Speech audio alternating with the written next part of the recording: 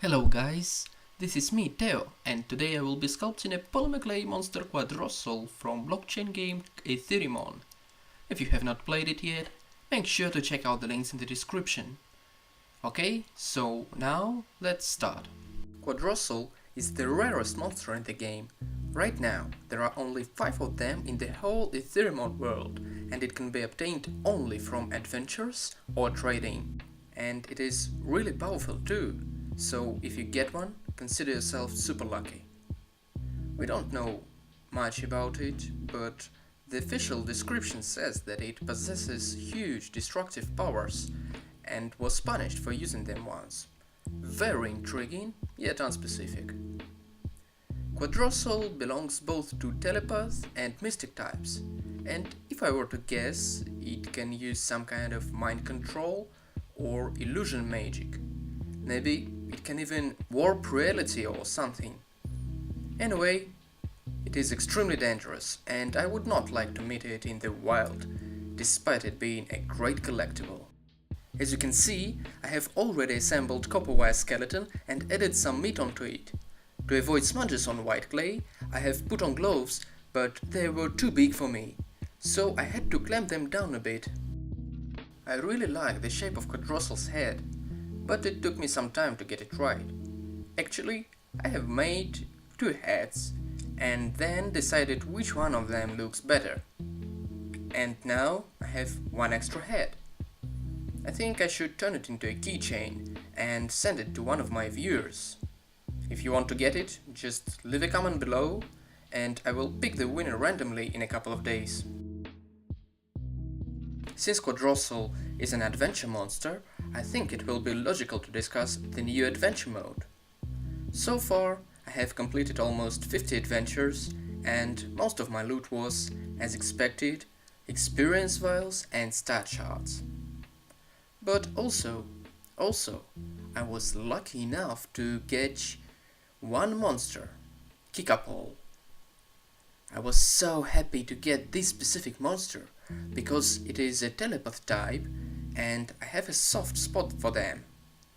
So I have kept it, trained it and added it to my old telepath squad.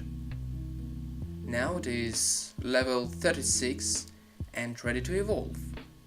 But I'm not rushing it, and now he's just sitting on the bench waiting until I finally get all its ancestors to become Ruby Brawl.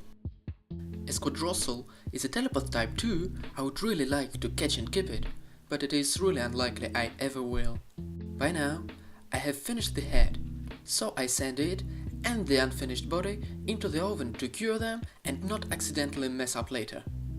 You know, baking a figurine before it is finished is somewhat like a safe spot in games. You can breathe out and relax. This torso won't change its form if I grip it hard now, and I could really use that firm grip when adding blue back, fins and legs later. By the way, I hope you have noticed that I have improved the quality of my filming. Now there are much less sharp shadows, I have better sound and pay more attention to the figurine being actually in frame. Sure, there is much left to desire yet, but I think I'm moving in the right direction. Unfortunately, this time I left the camera off on several occasions and some footage is missing. Next time, I promise, I will be more careful. Also, I have chosen to film Quadrossal and not some other legendary monster, partly because my camera is poor at close-ups and has a hard time picking up small details. Maybe next time I will get a better camera and up my game and produce even better video. So stay tuned. So I see that we have some time left to talk, and I'd like to use this time to talk to you about this ongoing community event called My Journey in Etheremon. All you need to do is just make a blog entry on how you ended up playing this game and what it means to you, and then post a link to the official Discord channel before November starts, and that's it, you win a prize. I don't really know if this video qualifies for this event, but nonetheless, I will tell you a little bit about myself. I started playing Etheremon back in December, if you can really call it playing, because it is no secret to anybody, let's face it.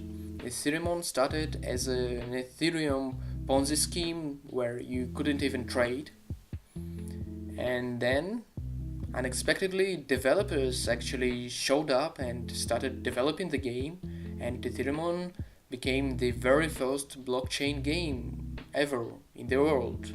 But I still didn't play much because it was too expensive for me and because the gameplay was, to say the least, very minimalistic. But since then, developers have made huge progress and the game is now much more affordable, and they introduced a couple of battle modes, so I actually started playing the game the way it is intended, and I keep it up, so to say. But back in winter or spring, I wasn't playing. So I decided to embrace the socializing aspect of gaming and turned Etheremon into my creative outlet.